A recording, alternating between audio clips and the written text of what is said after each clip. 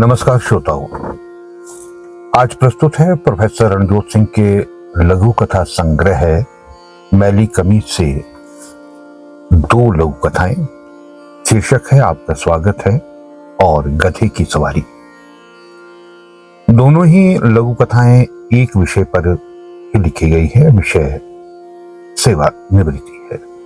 पहले सुनिए आपका स्वागत है शीर्षक से लघु कथा।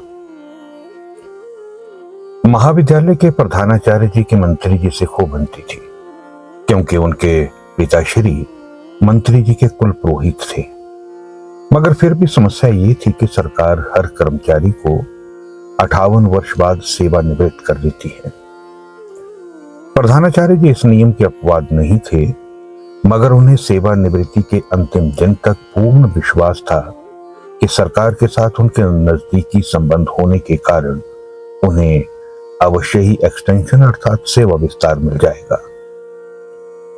यद्यपि उनका विश्वास निराधार नहीं था, क्योंकि इससे पहले भी कुछ अति विशिष्ट कर्मचारियों को सरकार द्वारा सेवा विस्तार का तोहफा मिलता रहा। मगर कोई सोई जो राम रचि राखा। सरकार के साथ उनकी सारी नजदीकियां उनके किसी काम न आई और उन्हें निर्धारित तिथि पर सामान्य कर्मचारियों की भांति रिटायर कर दिया गया।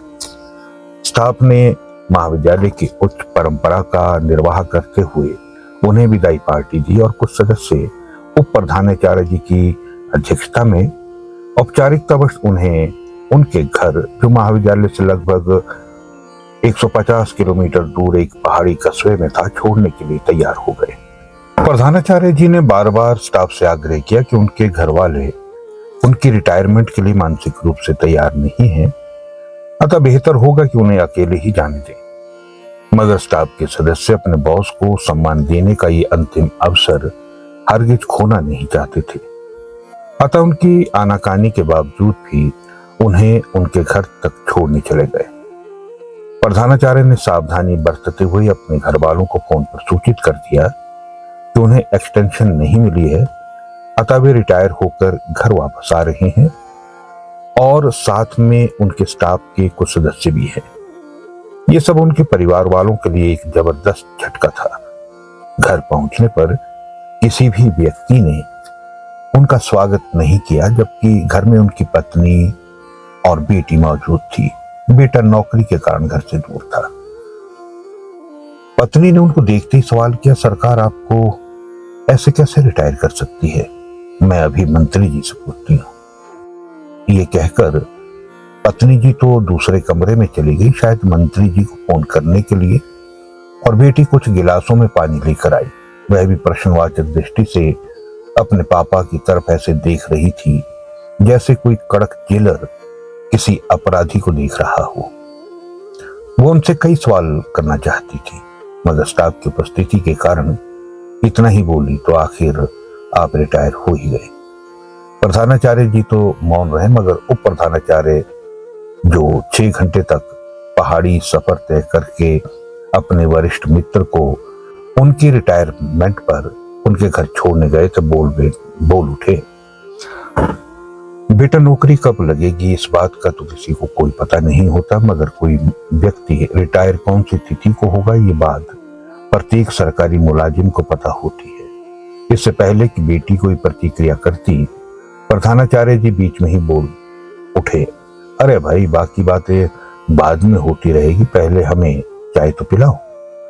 बेटी चाय बनाने के लिए तुरंत रसोई में चली गई और बाकी लोग समय बिताने के लिए बदलते हुए मौसम पर चर्चा करने लगे। इस बीच प्रधानाचार्य जी के कुत्ते को उनकी आने की भनक लग गई। वे चाऊ चाऊ करते दौड़ता हुआ आया और उनके गले लिपट गया। वो उन्हें देखकर इतना प्रसन्न हुआ कि मानो उसे ईश्वर मिल गया हो। वो कभी उनके कंधों पर चढ़ता तो कभी उनके तलवे चाटता और कभी मुंह से अजीब अजीब आवाजें निकालता, जैसे कह रहा हो, अच्छा हुआ मालिक तुम आ गए। रिटायरमेंट की इस शुभ बेला में आपका स्वागत है। श्रोताओं, ये थी लघु कथा आपका स्वागत है। और अब प्रस्तुत है लघु कथा गधे की सवारी। महाविद्यालय के स्टाफ में आज विशेष उत्साह था। आज उनका महाविद्यालय का एकमात्र स्थायी कर्मचारी 36 वर्ष की लंबी नौकरी के बाद रिटायर हो रहा था। वैसे तो प्रत्येक कर्मचारी एक न एक दिन रिटायर होता ही है, मगर राम सुख की बात ही कुछ और थी। आज की भाग दौड़ में कोई कर्मचारी एक महाविद्यालय में 3-4 साल से ज्यादा ठहर नहीं सकता। हर 3-4 वर्ष के बाद ट्रांसफर हो जाना आम बात है, मगर अकेला राम सुख एक ऐसा कर्मचारी था जो पिछले 36 वर्षों से इस महाविद्यालय में कार्यरत था।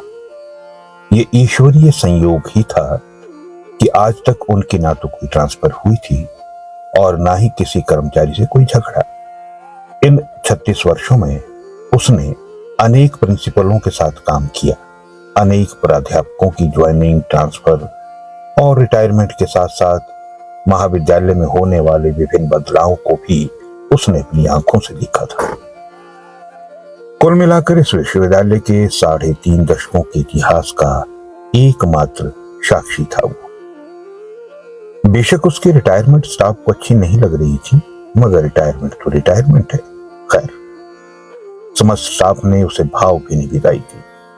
महाविद्यालय परिवार ने दिल खोलकर अपने उद्गार प्रकट किए।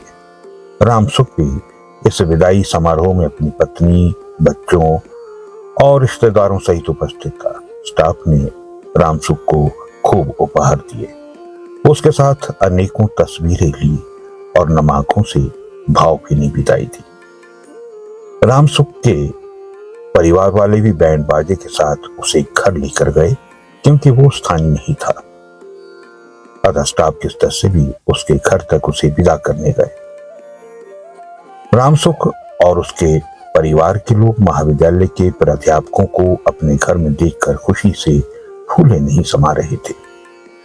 उन्होंने समस्त स्टाफ का यथाशक्ति स्वागत किया। खूब खाना पीना हुआ, नाच गाना हुआ और राम सुख की रिटायरमेंट पार्टी कभी न भूलने वाला एक सुनहरा पल बन गया।